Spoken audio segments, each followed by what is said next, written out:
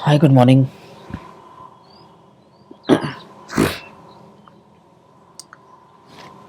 पता नहीं बच्चे, बेटा पता नहीं लोग इतने डरते क्यों हैं, है ना। डिफ्रेंशिएशन भूत भूत बना रखा है। देखो differentiation is nothing but slope of a curve. इतनी छोटी सी चीज़ ना अपने दिमाग में बैठा लो। Differentiation is what is the slope of a curve.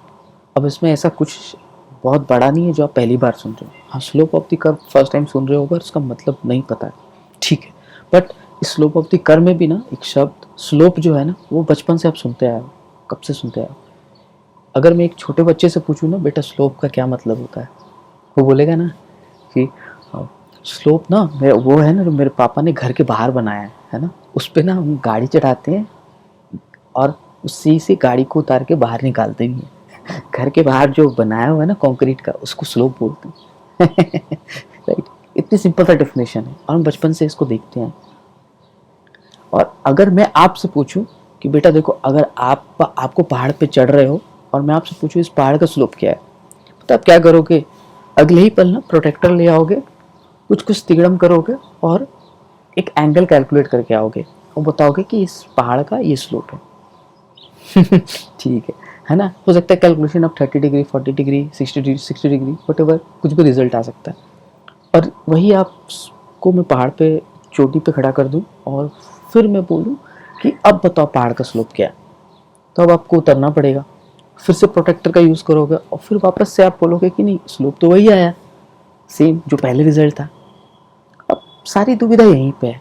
आपके लिहाज से आपने सही आंसर किया है ना, पहाड़ का स्लोप जो पहले था वही बाद में भी है, लेट्स से 30 डिग्री, है ना। बट पता है मैथमेटिशियंस को ये बात बचती नहीं है ना। और उनको ना कुछ सटीक आंसर चाहिए। सटीक आंसर इन द सेंस, बोला आपने जो एंगल बताया उससे पहाड़ का स्लोप तो पता चला, पर इससे ये नहीं पता चला कि आप ऊपर चढ़ रहे हो या ऊपर से नीचे उतर रहे हो, है ना। फिर उन्होंने कुछ तिगड़म लगाया, बहुत सोचा समझा और बाद में फिक्स किया कि इस एंगल के साथ अगर हम एक साइन डिनोट कर दें, है ना, तो शायद एक साइन ऊपर चढ़ने का हो जाएगा और एक दूसरा वाला साइन नीचे उतरने का हो जाएगा, है ना। तो अगर मान लो नेक्स्ट टाइम आप पहाड़ चढ़ रहे हो और फिर से वही एंगल कैलकुलेट करोगे, तो इस बार ना एंगल जो है पॉजिटिव में आएगा। तो जब भी ये एंगल पॉजिटिव में आएगा तो आप कहोगे कि इसका स्लोप पॉजिटिव है, ऊपर को चढ़ रहे हैं। और वही चीज आप जब नीचे उतर रहे थे, तो इस बार ना एंगल आप कैलकुलेट करना, तो एंगल कैलकुलेट करने के लिए हमेशा एक रेफरेंस चाहिए, एक बेस चाहिए। तो आपने क्या तय किया कि हम हमेशा एंगल एक्स एक्सिस के रेस्पेक्ट में निकालेंगे। जब चढ़ रहे होते तो भी एक्स एक्सिस यानी ग्राउंड के रेस्पेक्ट में, और जब ऊपर से नीचे उतर रहे होंगे तब आप आसमान के रेस्पेक्ट में, जिसको आप एक्स एक्सिस मान लेंगे, और फिर से एंगल कैलकुलेट करेंगे। और इस बार एंगल नेगेटिव आएगा, और नेगेटिव आते के साथ पता चल जाएगा कि अब तो आप नीचे उतर रहे हो, है ना। तो जब चढ़ रहे होते तो स्लोप पॉजिटिव आ जाता है, और जब नीचे उतर रहे होते तो स्लोप नेगेटिव आ जाता है। ऑफ कोर्स एंगल के टर्म्स में, है ना, पॉजिटिव एंगल और नेगेटिव एंगल। करेक्ट। इससे तो काम बन गया पर पूरी तरह से नहीं बना। तो मैथमेटिशियंस को ना अभी भी ना वो रास नहीं आया, अभी भी खाना डाइजेस्ट नहीं हो रहा था। तो बोला इससे तो बात नहीं बन रही है। क्यों? तो बोला जब भी हम क्या है ना, अब हम जब भी चढ़ाई करेंगे, ऊपर को चढ़ेंगे, तो वही जो स्लोप की वैल्यू है ना, वो जीरो से लेके एंगल थीटा की वैल्यू जीरो से लेके +90 डिग्री तक जाएगी, है ना। पर अगर हमको उतरना रहा तो आप चेक करो, वही एंगल थीटा की वैल्यू जीरो से -90 तक जाएगी, है ना। तो इसमें बड़ा डिस्पैरिटीज है, कंफ्यूजन है, जीरो से +90 और जीरो से -90, है ना। फिर बहुत सोचने का फाइनल समाधान निकला कि अगर हम इस थीटा, इस एंगल को अगर इसके साथ एक फंक्शन के साथ गुजार दें, है ना, यानी कि अब से हम स्लोप को थीटा के टर्म्स में नहीं, tan थीटा के टर्म्स में लेंगे, है ना, तो मेरा ज्यादा सटीक आंसर आएगा। क्यों?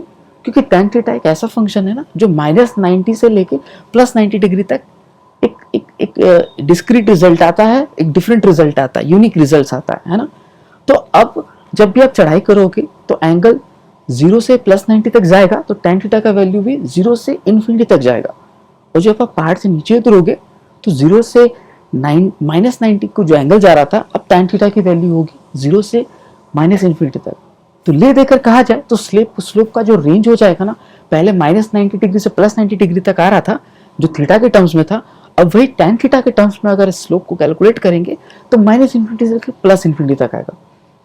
बहुत गहन विचार के बाद कहीं ना कहीं इस फैक्ट और इस रिजल्ट को अपना लिया गया और उन्होंने डिसाइड किया जब भी हम स्लोप की बात करेंगे तो हमेशा tan थीटा निकालेंगे, है ना, और tan थीटा माइनस इन्फिनिटी से प्लस इन्फिनिटी तक कवर करेगा और इससे एक्यूरेट रिजल्ट भी मिलेगा कि हम ऊपर को जा रहे हैं या नीचे को जा रहे हैं। बहुत सिंपल सा बच्चों, मैंने जितना भी बताया ना, सिर्फ आपको इतना बात समझ में आ गया तो डिफरेंशिएशन खत्म है, ज्यादा कुछ नहीं है। डिफरेंशिएशन को अगर मैं फिर से रिपीट करूं तो differentiation is nothing but it's the slope of a curve. Slope of a curve यानी कर्व का ऊपर चढ़ना या नीचे उतरना, उसको हम मेजर कर सकें उसके लिए हम tan थीटा का यूज करते हैं और वही tan थीटा डिफरेंशिएशन कहलाता है। फिर से रिपीट करता हूं तो differentiation is nothing but slope of a curve. And what is the slope of a curve? Slope of curve is nothing but tan theta of that curve calculated at that point, right. तो next time से अगर मुझे किसी चीज का differentiation निकालना हो तो हम कह सकते हैं ये हम उस कर्व का स्लोप निकालेंगे उस पॉइंट पे, और स्लोप का मतलब है tan थीटा निकालेंगे उस पॉइंट पे। करेक्ट, इतना समझ में आके डिफरेंशिएशन 50% कवर हो गया। नेक्स्ट हम क्या करेंगे, how to calculate this tan theta, हम उसे कॉन्सेप्ट में जाएंगे यानी टोटल मैथमेटिक्स, है ना।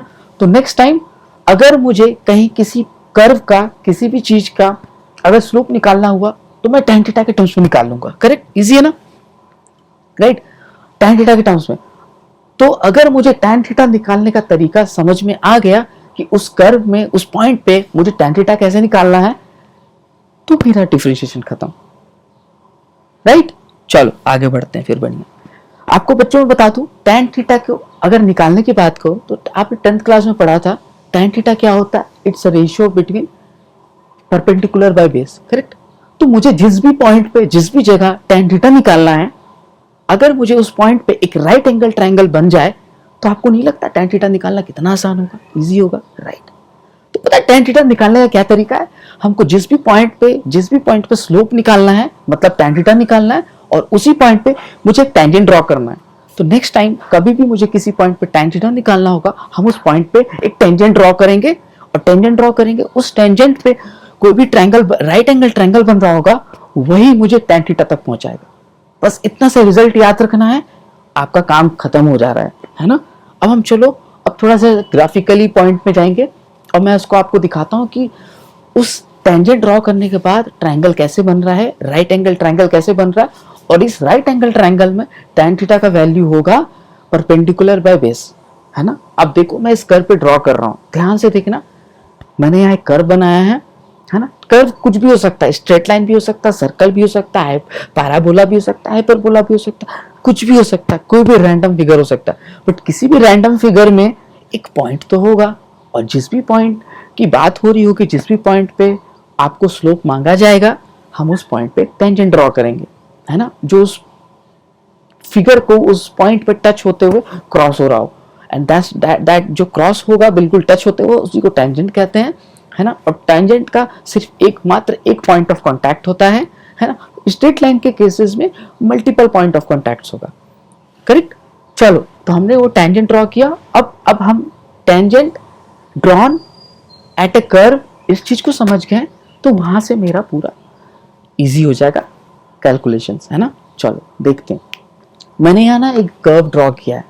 अब इस कर्व पे मुझे यहाँ पे छोटा सा एक राइट एंगल, जहाँ पे जिस पॉइंट ऑफ टच जहाँ कर रहा है उस पॉइंट पे एक राइट एंगल बनता हुआ बनना चाहिए। आप कहोगे कि एक पॉइंट पे ट्रायंगल कैसे बन सकता है भाई सही कह रहे हो, गलत नहीं कह रहे हो, बट मैं इस चीज का सॉल्यूशन भी चाहता हूं, क्योंकि जब तक वो ट्रायंगल नहीं बनेगा हम tan थीटा नहीं निकाल सकते और ना ही एंगल निकल सकता है। थीटा भी नहीं निकला तो tan थीटा भी नहीं निकल सकता, सिंपल सी बात है। तो इस चीज पे बहुत विचार किया गया, है ना, क्योंकि एक तो वो कर्व है और एक ही पॉइंट ऑफ कांटेक्ट है। दो पॉइंट होता तो हम स्ट्रेट लाइन ड्रॉ करके वहां एक ट्रायंगल बनाया जा सकता था, बट एक पॉइंट पे ट्रायंगल बने तो बने कैसे। तो यहाँ पे कैलकुलस का रोल आता है। कैलकुलस क्या बोला है, कौन है इंसान, इसने क्या ऐसा बनाया है, राइट। हम इसको बहुत बहुत अच्छे से समझते हैं हो क्या रहा है। देखो यहाँ कर्व ड्रॉ कर रहे हैं, कर्व ना हमेशा ना एक टिल्ट होगा, झुकाव होगा, जिसपे स्ट्रेट लाइन तो कभी बन ही नहीं सकता। ये तो करके ले लो, तो अगर स्ट्रेट लाइन कभी बन ही नहीं सकता तो ट्रायंगल भी कभी बन ही नहीं सकता है। और ये सही रिजल्ट है, एकदम एक्यूरेट है, इसमें कोई गलत नहीं। तो बच्चों सही बात बताऊं तो कभी भी एक पॉइंट पर ट्रायंगल नहीं बन सकता, ये जग जाहिर बात है, एस्टैब्लिश फैक्ट है, तो यहाँ पे भी एस्टैब्लिश्ड है। बट सवाल यही होता है कि अगर एक पॉइंट पर ट्रायंगल नहीं बन सकता है, ये एस्टैब्लिश फैक्ट है, तो हम यहाँ थीटा और tan थीटा कैसे निकालेंगे? अगर वो नहीं निकलेगा तो मेरा मेरा स्लोप ऑफ कर्व नहीं निकल पाएगा और डेरिवेटिव भी नहीं निकल पाएगा, डिफरेंशिएशन नहीं हो पाएगा, कुछ नहीं हो पाएगा। क्या उपाय है ना? आपको बच्चों मैं बता दूं, इस पे ना बहुत डिबेट हुआ, बहुत सारी बातें हुई, और कैलकुलस की जो मैं बात कर रहा था उन्होंने इसका सॉल्यूशन निकाल के बताया। तो उन्होंने क्या किया ना, एक अर्थ सैटेलाइट मॉडल यूज किया। जैसे कि बच्चों आप अभी जिस भी स्टेट, जिस भी सिटी, जिस भी विलेज में कहीं पर भी हो, किसी भी कोने में अगर रह रहे हो, आपके पास कुछ ना कुछ स्केल तो होगा पड़ा हुआ। अपने सामने पड़ा हुआ स्केल को देखो आप बताओ ये स्केल क्या है, कर्व है या स्ट्रेट है? ऑफ कोर्स स्ट्रेट है, कर्व तो है नहीं। अब मुझे बताओ इसी स्केल को अगर मैं सैटेलाइट से देखूं तो मुझे ये स्केल क्या दिखेगा? सैटेलाइट यानी बहुत अच्छा खासा दूर, है ना? ठीक है, मोर देन 1000 किलोमीटर्स, करेक्ट। जियो स्टेशनरी 36,000 किलोमीटर ऊपर होता है अर्थ सरफेस से। जो भी अब एक अच्छे खासे डिस्टेंस से अर्थ पे रखा हुआ स्केल देख रहे हो, कैसा दिखेगा? पॉइंट दिखेगा। आप तो बोलोगे पॉइंट दिखेगा, पॉइंट भी नहीं दिखेगा, विलुप्त हो जाएगा। पॉइंट पे भी, मिनिएचर पॉइंट में कुछ नहीं दिखेगा। आप क्या कहते हो ना, चलो अब मुझे ना इसको विजिबल बनाना, तो मैं क्या करता हूँ, इस स्केल को ना एक लंबा स्केल बना सकता हूँ। कितना लंबा? 1 किलोमीटर लंबा स्केल, स्ट्रेट बन सकता है। अब मैं सैटेलाइट से देखूं, मुझे क्या दिखेगा? अब हो सकता है स्केल दिखे और नहीं भी दिखे, बट अगर दिखेगा तो थोड़ा सा मुझे पॉइंट या थोड़ा सा स्ट्रेटन पॉइंट दिखेगा। तो मैं अगर स्पेस से दिखूंगा तो अब जाके मुझे वो स्केल जो है कर्व दिखेगा। बट जब मैं पृथ्वी पे खड़ा हूं तो मुझे वो स्केल कभी भी कर्व नहीं दिखेगा, मुझे एक स्ट्रेट लाइन दिखेगा। समझ पा रहे हो? मैं पृथ्वी के रेस्पेक्ट में अर्थ सरफेस पे खड़े होकर स्केल को देख रहा हूं तो मुझे वो स्ट्रेट दिखेगा, पर अगर मैं सैटेलाइट पे जाऊं तो वहां से वो कहीं ना कहीं मुझे कर्व दिखेगा। तो यहाँ तो कॉन्फ्लिक्ट आ गया, बट देखा जाए तो दोनों ही ट्रू है एंड एस्टैब्लिश फैक्ट है। सैटेलाइट से उस स्केल को देख रहा हूँ तो मुझे स्ट्रेट लाइन एक कर्व लाइन दिख रहा है, लेकिन अगर अर्थ पे बैठ के देख रहा हूँ तो मुझे स्ट्रेट लाइन दिख रहा है। अग्री और नॉट? कुछ तो लोचा है, कुछ तो गड़बड़ है। तो बेसिकली ना यहाँ इन प्रॉब्लम्स का एक सॉल्यूशन यहाँ पे यही निकल कर आया कि हमें कुछ एजम्पशन करना पड़ेगा, एज्यूम करना पड़ेगा, क्योंकि दो बातें एक ही वक्त पे सही नहीं हो सकती, राइट? मतलब अगर कोई कर्व है तो कर्व ही है, वो स्ट्रेट नहीं है, और अगर स्ट्रेट है तो ऑफ कोर्स स्ट्रेट कर्व की कैटेगरी में आता है, बट वैसे कर्व नहीं है ना, टिल्टेड नहीं है। ठीक है, तो एजम्पशन क्या लिया गया कि जहां पे मुझे tan थीटा निकालना है जिस पॉइंट कर्व पे, उसको हमने थोड़ा सा एजम्पशन मान लिया कि हम इसको 2 पॉइंट लेकर के इसको ना जोड़ देते हैं और एक स्ट्रेट लाइन ड्रॉ कर देते हैं। ठीक है, तो ऑफ कोर्स मेरा वो टेंजेंट तो टिल्ट हो जाएगा, जो रियल टेंजेंट है वो रहेगा नहीं, वो तो झुका हो जाएगा, क्योंकि वो 1 पॉइंट से जा रहा था और यहाँ 2 पॉइंट से जा रहा है। ठीक है, बट अब क्या किया, अब मैंने उस जो टेंजेंट ड्रॉ किया, जो 2 पॉइंट लेके एक स्ट्रेट लाइन ड्रॉ किया, अब उसको ना मैं छोटा कर रहा हूँ। मतलब मैं ऐसा मान के चल रहा हूँ वो ऐसा पॉइंट है जो बिल्कुल उसके बगल वाला पॉइंट, इतना बगल वाला कि इसका एरर जो है वो मिनिमाइज हो सके। तो मेरा ओवरऑल एजम्पशन क्या है, मैं ना वहां ना ट्रायंगल ड्रॉ कर रहा हूँ, ये अज्यूम करके कर रहा हूँ कि वहां जो भी लाइन बन रहा है वो स्ट्रेट है, जो कि स्ट्रेट नहीं है। एक्चुअल में देखा जाए तो वो कर्व है, बट मेरा एजम्पशन है कि मैं स्ट्रेट लाइन ड्रॉ कर रहा हूँ, है ना? तो पूरा का पूरा कैलकुलस और पूरा का पूरा यहाँ tan थीटा का कॉन्सेप्ट जो है वो ना एक कर्व लाइन को एक स्ट्रेट लाइन एज्यूम करके ड्रॉ किया गया है, माना गया है। और जब हम उसको स्ट्रेट लाइन मान करके वहां पे एक ट्रायंगल बन जाएगा, राइट एंगल ट्रायंगल। अब राइट एंगल ट्रायंगल बनेगा तो आप चेक करना, है ना, ये परपेंडिकुलर का जो वैल्यू है ना वो चेंज इन वाई एक्सिस है ना, यानी y2 minus y1 is equal to delta y, है ना। और ये बेस को अगर मैं चेक करना आप, तो base is change in x axis, यानी x2 माइनस x1 यानी डेल्टा x। यानी अगर आप tan थीटा इस ट्रायंगल में देखकर अगर आप निकालोगे तो आप आसानी से कह सकते हो perpendicular by base, perpendicular is equal to delta y and base equal to delta x। तो tan थीटा का जो यहाँ पे मैथमेटिकल आंसर निकल कर आता है, tan थीटा बराबर del y upon del x, है ना। सिंपल सा है, इतना ही सा है। अब पता है ये डेल वाई और डेल एक्स को लोग अलग अलग तरीके से लिखते हैं, है ना, जो कि बड़ा डरावना लिखता है। मैं भी नेक्स्ट यही लिखने वाला हूँ, है ना। मेरा वाई जो है ना एक्चुअली एक फंक्शन है जिसको मैं एफ एक्स मानता हूँ। तो पता है डेल डेल वाई क्या आ जाता है, y two minus y one. इसको मैं देखो चेंज कर दे रहा हूँ, f x plus h minus f x. और ये जो डेल एक्स है जो चेंज इन एक्स एक्सिस है, x two minus x one, ये भी जो है ना x plus h minus x, जो कि निकल कर आता है एच। तो ओवरऑल जो इक्वेशन है ना, numerator upon denominator, F x plus H, F of x plus h minus F of x upon H, ये निकल कर आता है ना। अब ये तो एज्यूम्ड वैल्यू जो कि नेवर एग्जिस्टिंग है, जो कि रॉन्ग है, पर इसको एरर जो एज्यूम्ड है जिसकी वजह से एरर क्रिएट हो रहा है, उसको मिनिमाइज करने के लिए हम क्या कर रहे हैं, h टेंड्स टू 0, यानी बगल में एक लिमिट भी लगा रहे हैं, लिमिट ये रेशियो ऐसा जिसमें कि h should be minimized s tends to 0। और जब हम ये पूरा लगा कर लिख देते हैं तो यही हो जाता है डेरिवेटिव का फंक्शन, है ना। यानी कभी भी हम किसी फंक्शन की डेरिवेटिव या किसी कर्व की डेरिवेटिव की बात करें, डिफरेंशिएशन की बात करें, हमको हर जगह ये वाला फॉर्मूला लिखना है, जो कि बड़ा जटिल हो जाता है, बड़ा कॉम्प्लिकेटेड हो जाता है। हर जगह लिमिट नहीं लिख सकते, limit of h tends to 0 f x plus h minus of f x upon h, ऐसा नहीं लिख सकते। इसलिए इसको छोटा करने के लिए हमने क्या किया, वहाँ पे delta tends to d, delta को जब डेल्टा बहुत ही छोटा हो जाए, ये जो चेंज बहुत छोटा हो जाए, इतना छोटा कि छोटे से भी छोटा हो जाए, है ना, जितना छोटा आप डिफाइन कर सकते हो, इसको हम स्मॉल डी से रिप्रेजेंट करेंगे। तो ये पूरा का पूरा जो रेशियो है, जो tan थीटा का वैल्यू निकाला है, इसको हम नेक्स्ट टाइम से tan theta is equal to delta y upon delta x, है ना। When change is very small, तो ये डेल्टा स्मॉल डी में कन्वर्ट हो जाएगा, ये रेशियो बन जाएगा d y upon d x. Very simple. और बच्चों यही d y upon d x जो है, आप इसको डेरिवेटिव पढ़ते हो, स्लोप पढ़ते हो। आज जो मैंने आपको कॉन्सेप्ट बताया ना बच्चों, कि कभी भी किसी भी फंक्शन का, किसी भी कर्व का अगर आपको डेरिवेटिव निकालना हो, डिफरेंशिएशन निकालना, आप आंख मूंद करके समझ जाना, डेरिवेटिव मतलब slope of that curve, slope मांगा गया है, उस कर्व का उस पर्टिकुलर पॉइंट पे स्लोप मांगा गया है, और slope is nothing but tan theta at that point, ठीक है। तो उस पॉइंट पे tan थीटा का वैल्यू जो होगा वही डिफरेंशिएशन होगा, है ना, करेक्ट। और tan थीटा मतलब del y upon del x is equal to d y upon d x, है ना। हाँ, ये d y upon d x जो del y upon d x है, इसको निकालने के अलग अलग टूल्स टेक्निक्स हैं, अलग अलग फंक्शन, अलग अलग फार्मूलाज, जो भी आइडेंटिटीज आपने देखा होगा मैथमेटिक्स में आते हैं, उनमें कुछ कुछ टूल्स लगा करके एक सर्टेन रिजल्ट निकाला गया है, मतलब d y upon d x का एक वैल्यू सेट निकाला गया है ना।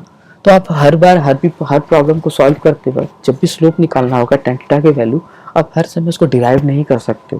तो कैलकुलेशन को सिंपलर रखने के लिए वो फार्मूलाज याद करने होंगे, वो सारी चीज़ें आपको याद रखनी होंगी। हाँ, वो सब कुछ डिराइव होकर निकला है, बहुत सिंपल वे में, बहुत रियल जेन्युइन वे में, हवा में कुछ नहीं आया है ना।